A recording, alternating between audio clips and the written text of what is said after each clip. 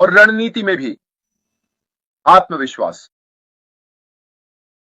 सीधा खड़े रहें, आंखों में आंखें डालकर बात करें और आत्मविश्वास के साथ बोलें, जिससे ऊर्जा और स्पष्टता में सुधार होता है। आपने कितनी बार ऐसे लोगों के बारे में सुना है जिन्हें उपहार मिले हैं?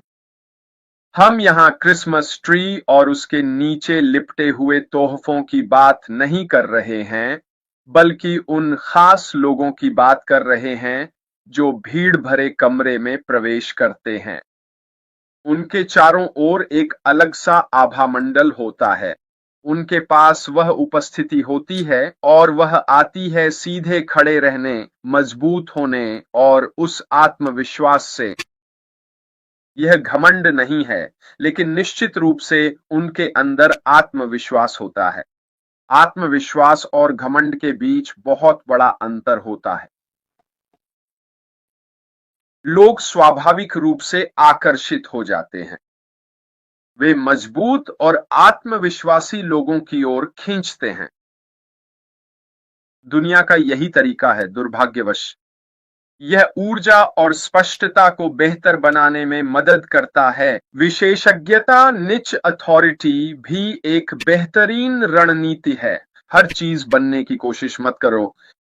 किसी खास बाजार में महारत हासिल करो और खुद को एक विशेषज्ञ के रूप में स्थापित करो, उसी के भीतर। ये कितनी अच्छी सलाह है। आप कभी भी सबके लिए सब कुछ नहीं बन सकते, तो क्यों ना सिर्फ उनमें से एक में विशेषज्ञ बनने की कोशिश करें। अगर लोग अन्य क्षेत्रों में विविधता लाना चाहते हैं, तो जाहिर है आप वह भी कर सकते हैं।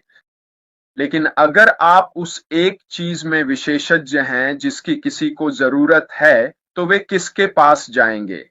वे आपके पास ही आएंगे, क्योंकि आप विशेषज्ञ हैं।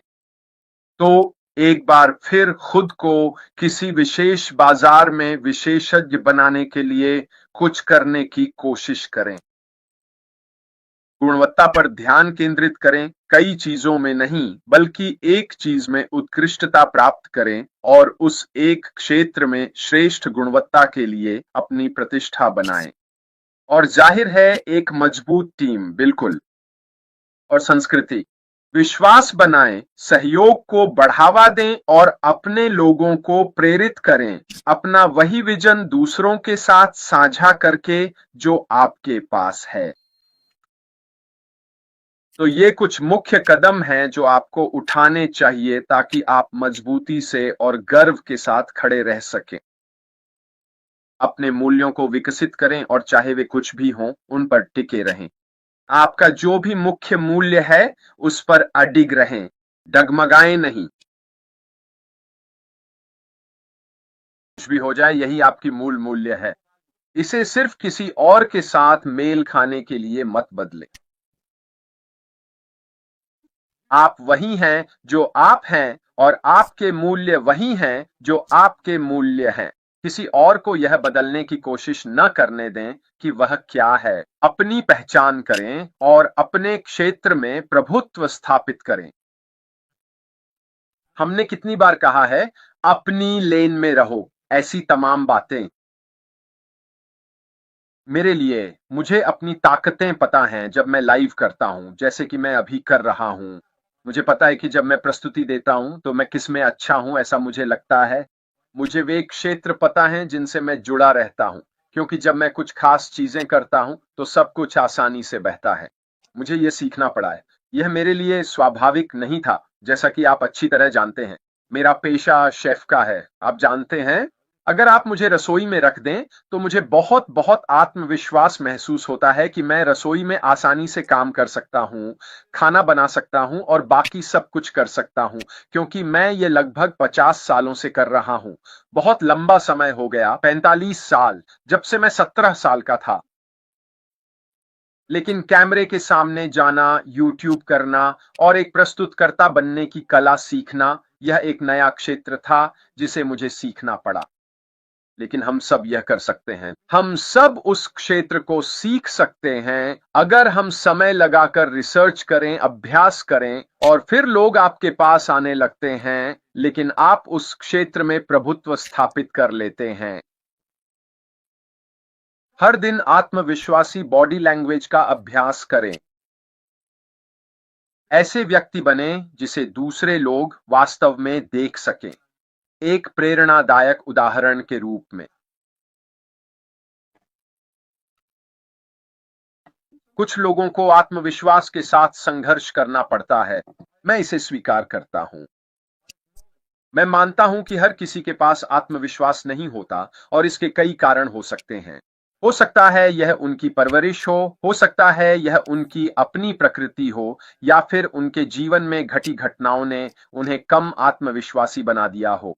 लेकिन एक बात तय है, जितना अधिक आत्मविश्वास आप में होगा, आप उतना ही ऊंचा खड़े होंगे। और मैं यहां आपके आकार की बात नहीं कर रहा हूं, न ही उस व्यक्ति के आकार की। मैं यहां आपके ऊंचा खड़े होने की धारणा की बात कर रहा हूं। यह आत्मविश्वास आपके बारे में यह है कि हमारी समुदाय किस तरह एकजुट रही है, जिन्होंने अब हमारे सीईओ के साथ उनकी यात्रा में शामिल होने का फैसला किया है और ऐश के साथ विजय की ओर आधे मिलियन लोगों की तादाद में जुड़ गए हैं। वाकई यह देखने लायक एक शानदार बात है। यह भी दर्शाता है कि जहां लोग पक्षपाती हो सकते हैं, वहीं आंकड़े वास्तविकता का निष्पक्ष और सच्चा चित्रण प्रस्तुत करते हैं। सिर्फ लोगों की बात सुनने या कुछ कहने के बजाय ये आंकड़े, ये तो झूठ नहीं बोलते, है ना? ये कहावत असल में एक किताब का शीर्षक भी है और यह आधुनिक विश्व की समस्याओं और आंकड़ों की खोज के बारे में है। तो असल में ये क्या है? ये वस्तुनिष्ठ सत्य है। मुख्य विचार यह है कि आंकड़े जानकारी का एक विश्वसनीय स्रोत हैं, क्योंकि वे भावना या राय से प्रभावित नहीं होते। उदाहरण के लिए, तलाक दरों के बारे में एक आंकड़ा किसी की भावनाओं के बावजूद नहीं बदलता। फिर से हमारे साथ आधा मिलियन लोग, यह भी एक आंकड़ा है। आप इस तथ्य को नहीं नकार सकते कि वास्तव में आधा मिलियन लोग विक्ट्री विद ऐश से जुड़ चुके हैं। चाहे लोग सोचें कि हमें नहीं पता हम क्या कर रहे हैं, हम पागल हैं और बाकी सब कुछ भी, यह सब इस तथ्य के सामने महत्वहीन है कि आधा मिलियन लोग विक्ट्री विद ऐश से जुड़ चुके हैं। यह धारणाओं और आंकड़ों को भी चुनौती देता है। वे ऐसा क्यों करते हैं? इसे अक्सर चौंकाने वाले या सामान्य सोच के विपरीत तथ्यों को प्रस्तुत करने के लिए इस्तेमाल किया जाता है। उदाहरण के लिए, भले ही इलेक्ट्रिक कारें स्वाभाविक रूप से फायदेमंद लगती हैं, लेकिन आंकड़े दिखाते हैं कि उनका उत्पादन अभी भी काफी मात्रा में जीवाश्म ईंधन की आवश्यकता रखता है, जिससे यह धारणा चुनौती मिलती है कि वे इस समय एक परिपूर्ण समाधान हैं। एक तथ्य दूसरे को चुनौती देता है। वे झूठ नहीं बोलते, है ना? यही तो तथ्य है। तो फिर से आंकड़े, संख्याएं हमेशा सच्चाई का मापदंड होती है, चाहे बाहर कुछ भी हो रहा हो, लोग कुछ भी कह रहे हों। हमारे सफर में हमारे सीईओ के साथ हमने भी बहुत से लोगों को बातें करते हुए सुना है ना?